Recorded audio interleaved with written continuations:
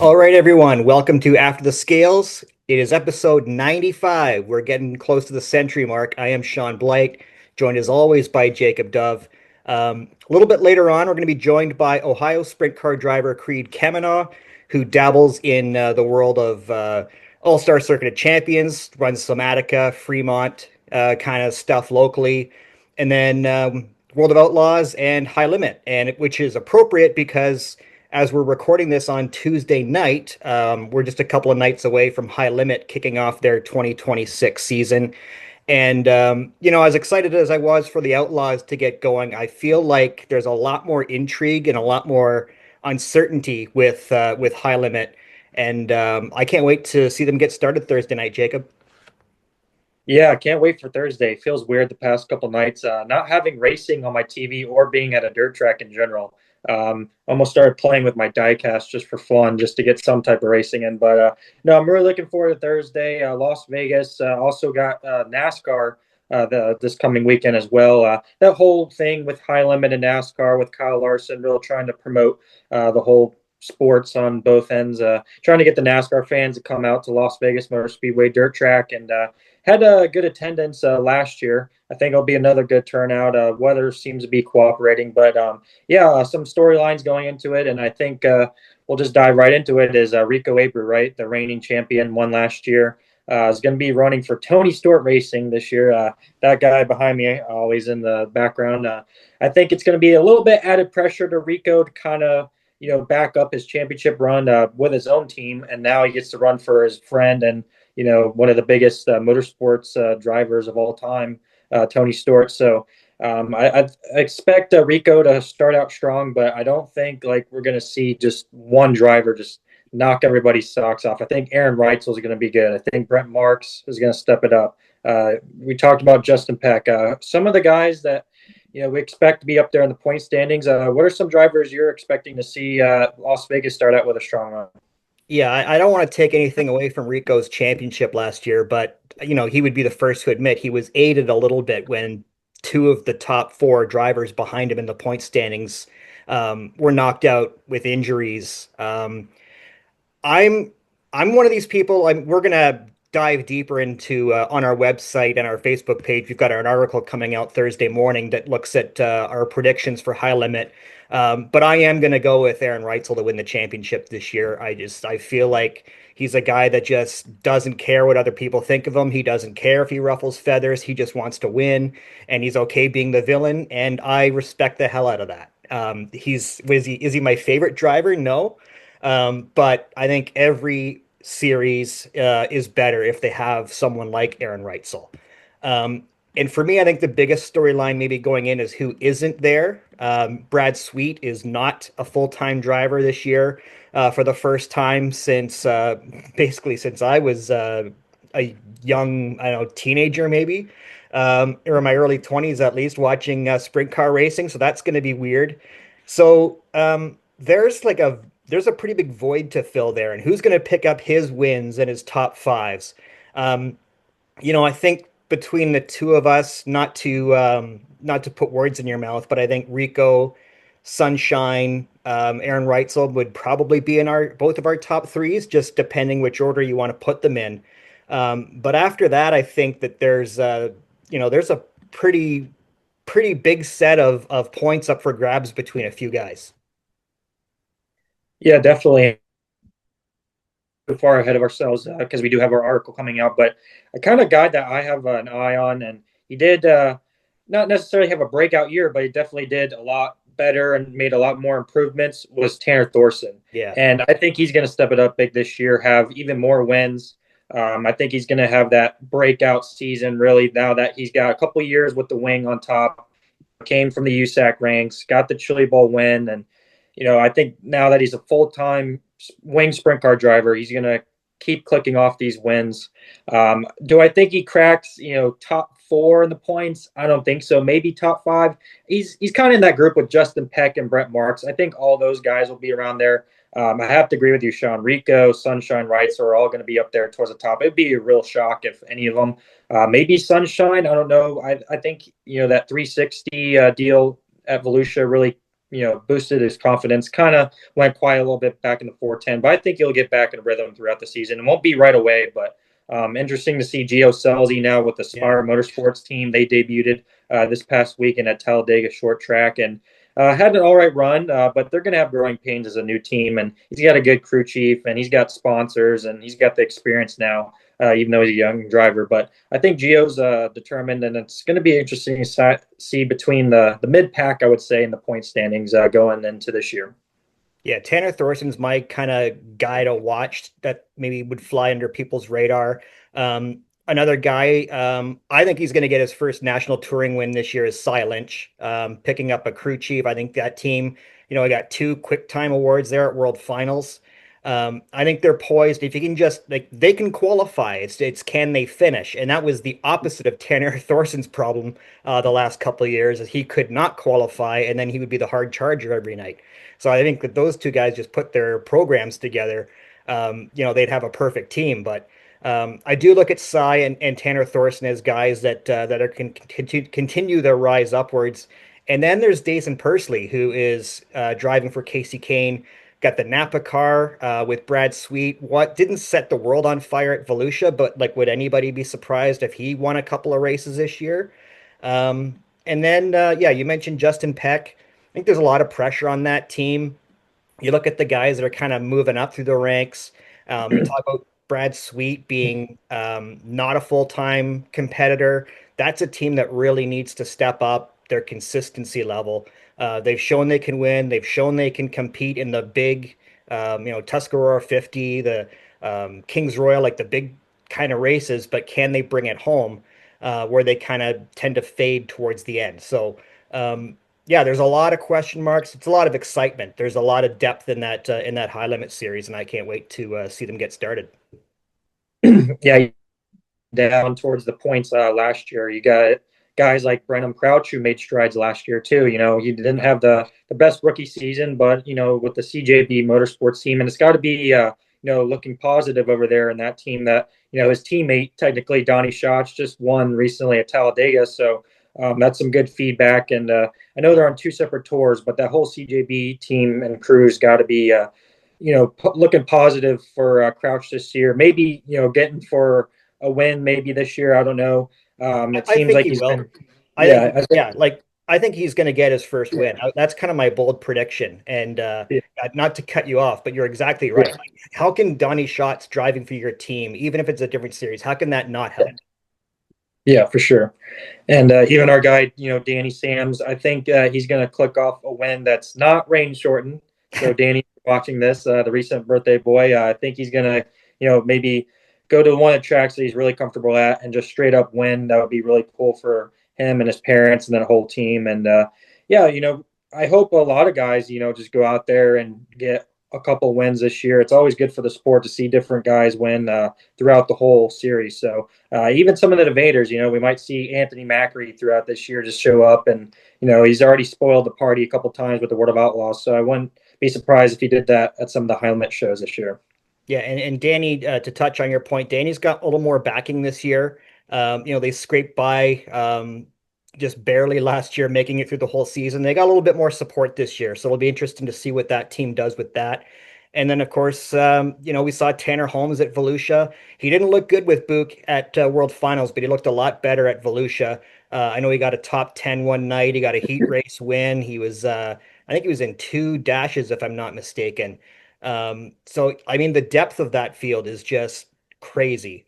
And then, we've seen Chase Randall run up front before. Like, is he a guy who could steal one and get his first win? I mean, I think he's certainly capable of it.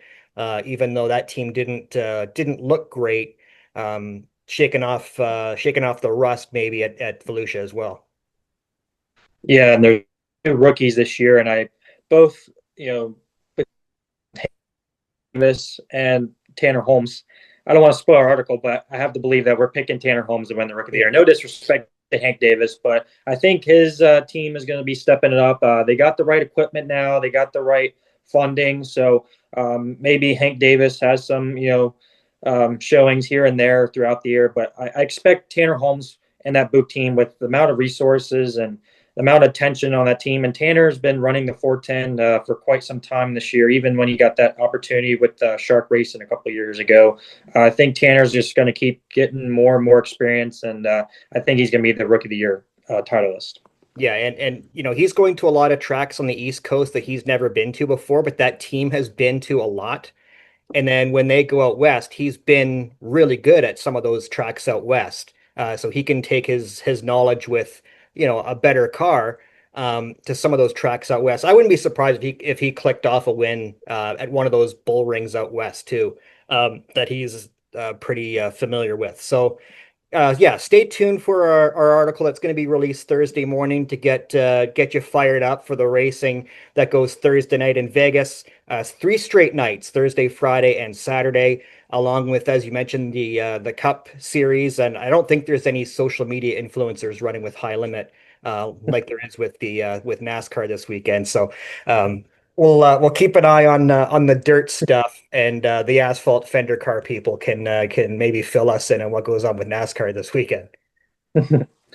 Yeah, definitely looking forward to watching it and looking forward to our conversation with Creed coming up right after this message.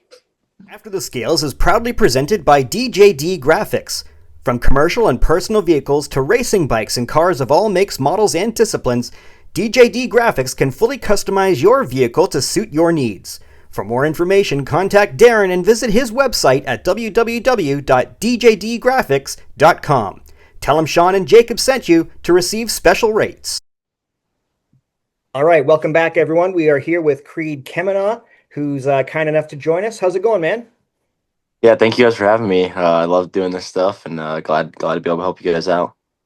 Yeah, of course. We're I mean, little bummed that we're not hanging out in Florida like we were enjoying some warm weather, but we're getting geared up for some racing here back in the Northeast. We were just talking off camera that unfortunately Attica, which was my plan and Creed's plan to go on Friday, they have already canceled. So working on plans B's and C's. So why don't you start by telling us a little bit about your plans for 2026? Yeah, we're kind of be sort of the same as what we ended up last year. I know we signed up and originally was going to do the All-Star deal last year, and then I got hurt there at Eldora, and that kind of put a big axe in all those plans. So I don't know, probably just same thing as how we finished the year last year, just kind of bounce around everywhere. I don't know, we don't like to get too comfortable into one place. Try to keep going different places. Yeah, getting hurt at Eldora is not ideal, and you're not the only one. We've seen a lot of 410 guys get injured in some wrecks, and I guess I'll have to cover up my shirt here, wearing my Eldora shirt. Don't want to give any bad luck out there, but no, we watched you at Volusia this past month in February, and here at the beginning of March. You coming off of that bike week, you did make one of those shows. I know the first round at Volusia is not the way you wanted to go to. It was a little bit of a struggle, but just talk about that track. I mean, it's just so fast. You got a lot of good competition there with the World of Outlaws, and also Anthony Macri, who won multiple times, who's kind of the true outlaw now, not running any series. But, it's a unique track. It's really fast, and a lot of things can happen really quickly there. Yeah, I actually have more laps at Volusia than most people would think. We went down there, been our second or third year down there, but first year we went down there, we raced the 360 there 3 nights, and then 3 nights through the dirt car deal, and then we went back down there for that second stint down there. So I feel like a couple of races more of Volusia than what most people would think, and I really enjoy it, honestly. Haven't really had much success dirt car nationals, but I don't know. I wouldn't trade those nights for, a couple nights throughout the year, because I feel like that is the perfect way to see if you're competitive or if you're close or not. That's literally the Knoxville Nationals field without the split. So it doesn't get any more harder than that. So yeah, I don't know. Just trying to get in a rhythm, to get comfortable as the year's going on. Yeah, is that basically the plan when you head down there? Obviously, you're not running for points like the Outlaws are. Just kind of, I don't know if you got any new engines or anything. You're just kind of trying to shake down to start the year. Yeah, I mean that's been the biggest help going to Volusia with us so far, is trying to get our engine program just in line with where it should be. A half mile specific when I say that. Um, I think it probably doesn't take the best engine to compete at a Attica, at a Fremont, or at some of the smaller races. You can be down on horsepower a little bit and have a good working race car, and it's probably not going to affect anything. But man, it just seems like you really got to have horsepower to get to a half mile, and I feel like we've made strides. Made strides actually so much that I feel like our engines kind of threw us off a little bit from what we had done in the year or two past there. See, we've been Dirt Car Nationals this year, and then we struggled really bad. We were awful, to be honest. Yeah, it was frustrating, but once again, it was like one of those deals there where you're racing against the best guys. So um, you can't have an off night, you can't have a bad night, and then we went back down there that second time. We picked up a second qualifying, so that was great to see an improvement and everything. We went back and learned on, and I feel like we were competitive that second time down there, and we went to Talladega, and we weren't terrible, we weren't great, but we're the feature. We were respectable. There's a lot of really good cars, so it's just sprint cars are so hard right now. Yeah, kind of my last question about Volusia. I mean, we spent a lot of time there doing photos and videos, and during bike week, I was spent a lot of time in the corners down in infield, doing media stuff. But I mean, from your driving perspective, like, what did you think of the new like dirt and the surface that Volusia did? It's been a big topic, not only with the sprint cars, but just all the race cars, the dirt late models, the big blocks, the UMP modifieds, all the race cars that ran this past month there. Like, did you see a difference in how it was juiced up one night and the next night it was kind of a little bit more slicked off? Yeah, I really enjoyed how they have the racetrack now. That was the first time I've been to Volusia, and it'd be like all the old videos I have on DVD of my dad racing at Volusia, or looking back in the Dirt Vision vault, or even some of the old Flow stuff with the later All Stars, late 2010s and stuff. But yeah, that was more what I would consider would be normal to what I was always told of or remember growing up at Volusia. I feel like every year there's always a night where Volusia gets just bad, fast, wet, wide open. Um, I feel like they have 4 nights, so their sample size is pretty big. There's not really a place else where we race 4 nights in a row other than Eldora or Knoxville. So it's really easy to be crucial on the racetracks, especially when there's back to back to back. A lot of laps really affect the racetrack, but I loved it. I thought they did a great job. It got really wide, raced some 2 lanes. I thought it was a blast. And looking back, how you got into racing, about 8 years old, I believe you started running quarter midgets. Talk about progressing through that, and then micro sprints, then 360s and 410s, and where you're at today. I mean, you're still a young driver, getting a lot of seat time and experience, but you're really moving up the ranks fast, and you're competing against the best guys. So I bet that's a lot to learn and take in at a young age. Yes, I just turned 19 at the end of last year, late November, almost December. So um, yeah, see, you said 8, I think is the number. I think it's how old I was when I started racing competitively, organized, I guess you could say. But I mean, like, way before that, we have a dirt track built out in our backyard, and we got go-karts and all that stuff. And I've always been racing something. I actually played a lot more sports than most of my peers in racing. I feel like most all the kids were either homeschooled by the time we got to middle school, or they were out running 60, 80 races in micros or something like that. I never really have got to run a full schedule till I got into the 410. So that's why I guess we hit it pretty hard. But actually, the whole time we raced through quarter midgets, went quarter midget for been a year or two, and then we moved to a junior sprint, which is like a smaller version of the micros, and then we did that for a year, and then did like 6 or 7 years of micros or mini sprints over in Indiana, and the whole entire time that we did that, it was me and my mom. So most people most people don't know that if you overlap me and my dad's like starts and finishes, he was still racing full time by the time I was starting to learn to race.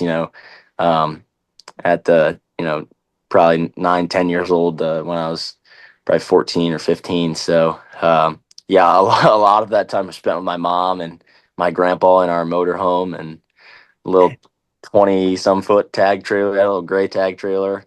Um, Yeah, take the micro racing over in Indiana, 4 hours one way every weekend. So All right, I got a question for you about your dad. And if it wasn't your dad, we'll cut this out. But my first trip to Williams Grove, I was like 15, 16 years old or something like that.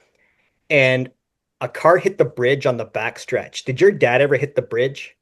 don't think it was. No, I don't know. I Yeah. know. I know he caught on fire one time in Williams Grove. I'm Yeah. not sure.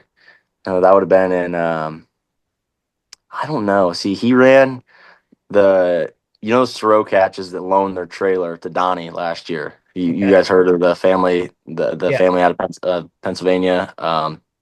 It's a blue and orange 35 car. Yep. I think Austin Yep. Bishop drives Austin it now. Bishop. Yep. He ran their car on and off after, I believe it was after the hard eight car, after he got off the Outlaws in Mhm. the hard eight car. He ran their car for like half of a summer and then a little bit in the next year.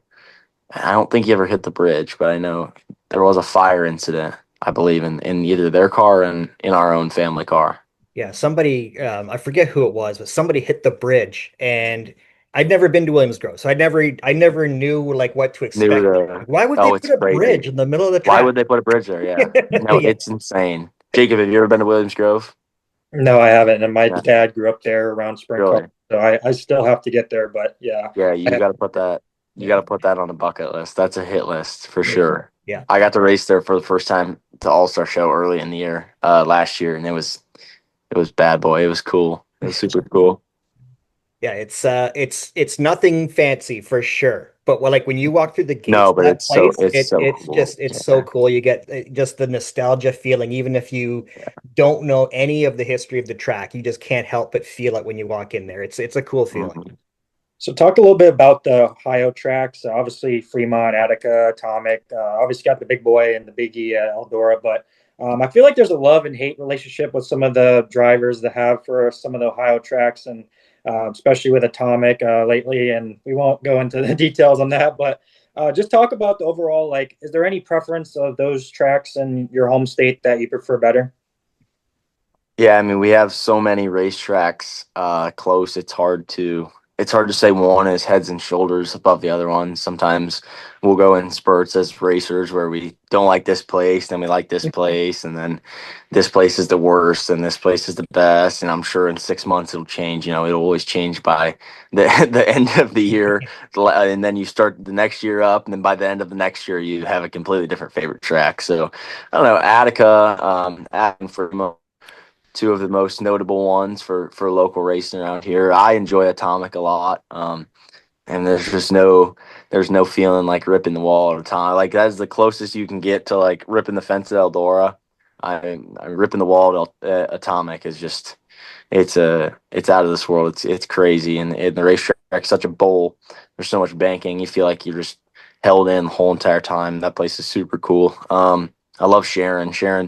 I would claim Sharon as an Ohio track. I wouldn't quite give it to Western PA. I think they're on the left side of the line. Yeah. So we'll claim Sharon. I enjoy Sharon.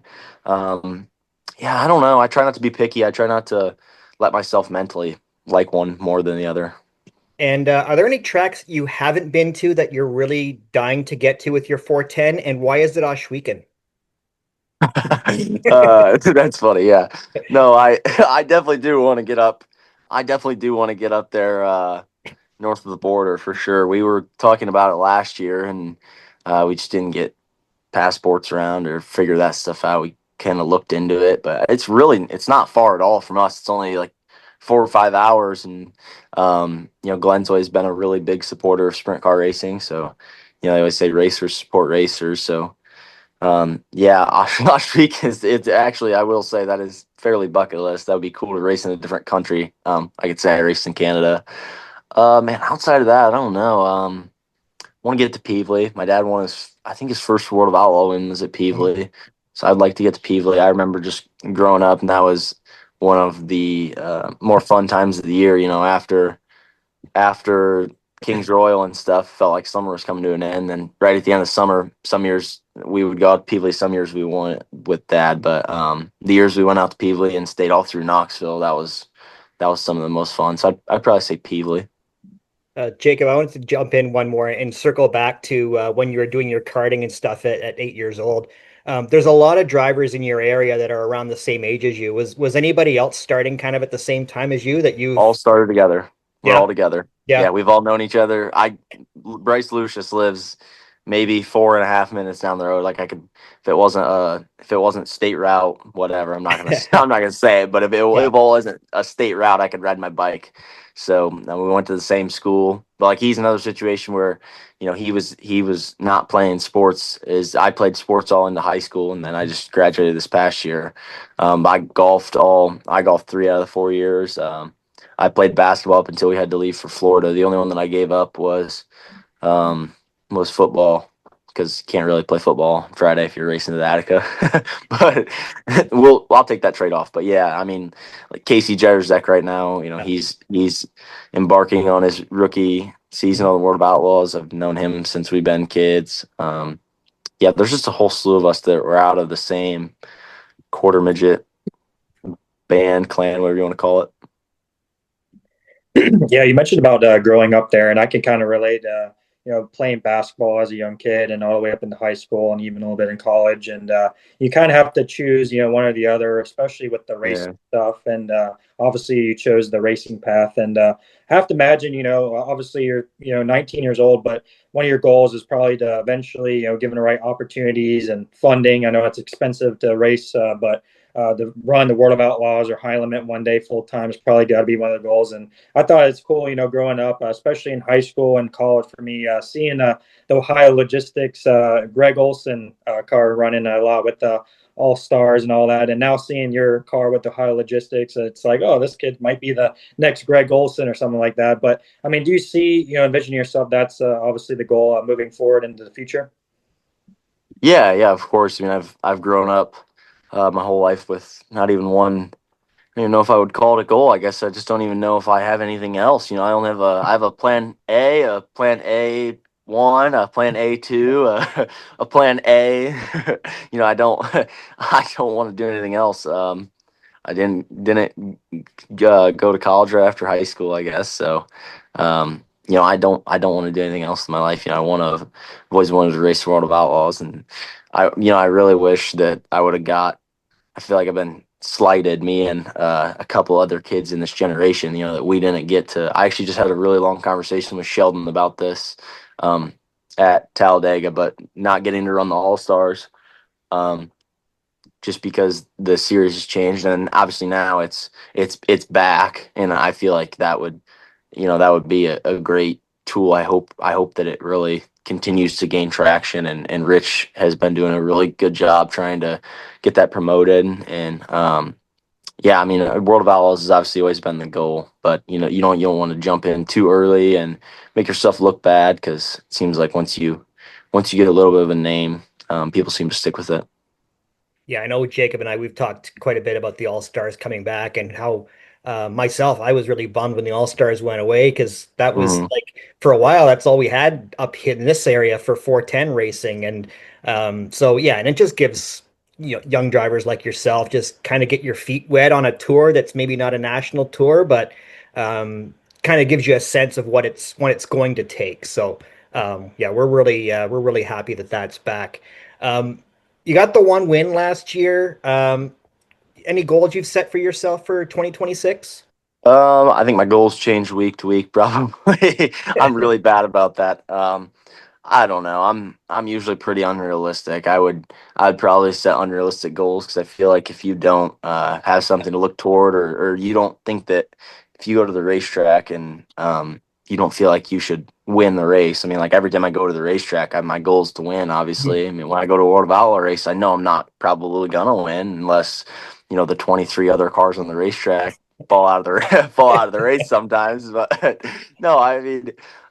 Yeah, I mean the goal is to compete night in, night out. I would like to, I mean, win a handful of features this year. Obviously, I would like to every time I go to a local show or an all-star show, something around here, there's no reason I feel like I should ever run out of the top 10 cars. And um I feel like my goal is just to continue to have that confidence night in and night out, and maybe not. Well, we really appreciate your time, Creed. And before we let you go, obviously, don't have that merch trailer like some other drivers, but you do have your website. So and any racetrack that you're at, I'm sure people and fans can come up to you and get grab some merch from you in the pits. But tell people about your website and before Shaun hits you with some rapid fire questions. Yeah, creedkemenah.com is my website. We usually have a fairly decent stock of stuff in the trailer. I need to get some new shirts ordered, so maybe be on the lookout for that sometime soon here. All right, we really appreciate you coming on. We do before we let you go. We always end with our DJD Gear rapid fire segment, and I've got 10 questions here for you. Not all of them racing related. So, Okay. yeah. So, your first memory at a racetrack. Um, See, probably, but this isn't very rapid. I'm trying to We can think in the edit it. memory bank. Think in the memory bank. I'll go with one of my favorite memories as a kid. When my dad won World of Owl show at Eldora in 2012. It was Let's Race 2, before Let's Race 2, but Eldora 2012, my dad winning. All right. So, who's a driver that your dad raced against that you wish you could have raced against? Dale Blaney. I mean, I've raced against him, but I'm saying like prime to prime. Like I wish Yeah, I could have raced in their era. that was rapid. There you go.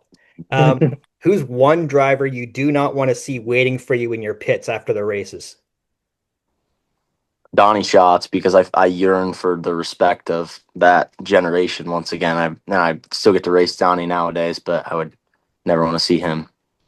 I would have picked Danny Dietrich, but that's my opinion. Who's that? Danny Dietrich. No, I would never want to get into one of the World of Outlaw guys that I watched growing up. I feel like I have I want to gain their respect. I have the utmost respect for those guys.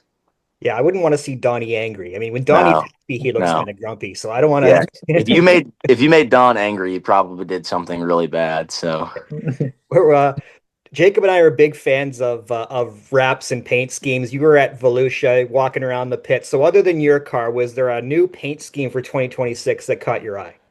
really liking the JJR car this year. Yeah. I think Carson's car is pretty cool. What was the best thing to do growing up in your hometown?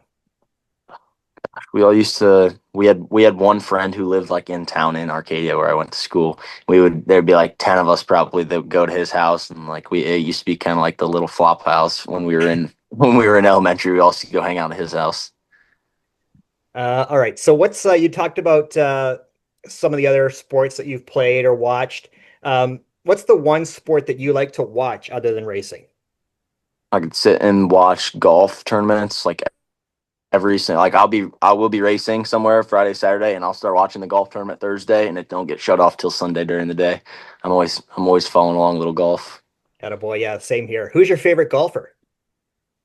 Probably JT, Yeah, Justin Thomas. Yeah, yeah, big yeah. JT, big Spieth guy. Big fan. You're kind of already answered this one. We'll ask it again. Best track in Ohio. Um, I'll throw it sideways here. I'll go Sharon. Okay. I'll go Sharon. Where did the name Creed come from? Family name, family name. So it would have been my mom's grandfather. All right. Last one. What's your favorite Creed song? I don't want to say higher because I feel like Hey. that's too it's stuck on TikTok right now. I don't know. I actually listen to that music, so I would say all of their most popular ones. I stay on their most popular ones. There's a couple like two, three that are really, really, really big right now. I would listen to those. Yeah, I could see Jacob Mhm. hitting higher at karaoke night for sure. That's go to. Yeah, high's pretty good. Yeah. Fun bonus one, real quick. Has anyone ever mistaken you for Corey Day? No, I've never got that. When I went up and ran IRA, I got a couple Brenham Crouches. I wasn't sure where that.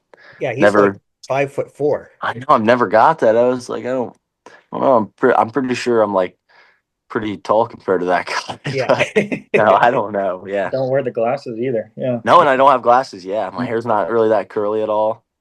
Hmm. Yeah. Yeah, I think it was the hat. Shout out the hat right there. Race ready.